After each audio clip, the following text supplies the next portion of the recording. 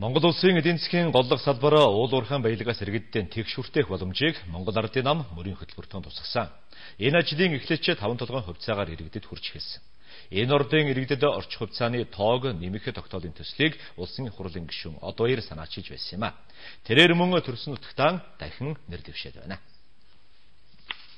Улсын их хурлын сонгуулийн 7 дугаар тойрогт Монгол Ардын намаас нэр дэвшигч Одоёрын хувьд Монголын парламентод байгаа цөөхөн хуульчдын нэг.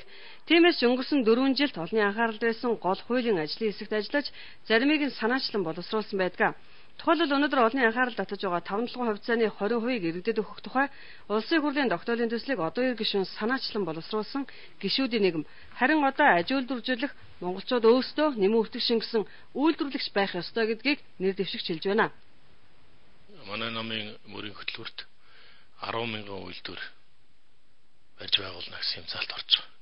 Хэрэгжих үндэслэл байх. Малчин өр хүрийг үйлдвэрлэгч болгоно гэсэн ийм зорилт байна.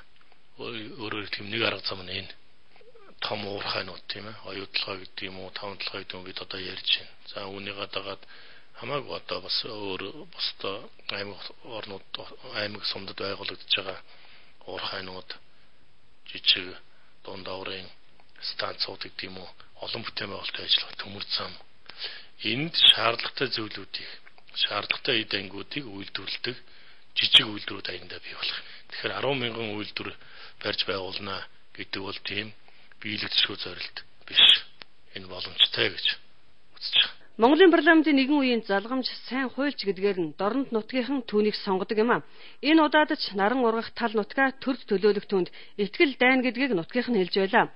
Улсын их хурлын сонгуульд дахин нутгаасаа нэр дэвшиж байгаа. Улсын их хурлын гишүүн хууль зүйн байнгын орон дарга Одоёр нэлээд олон сум багт очиж сонгогчтойгоо хийсэн ажлаа ярьж хийх мөрийн хөтөлбөрөөр Монгол төрийн хөгжил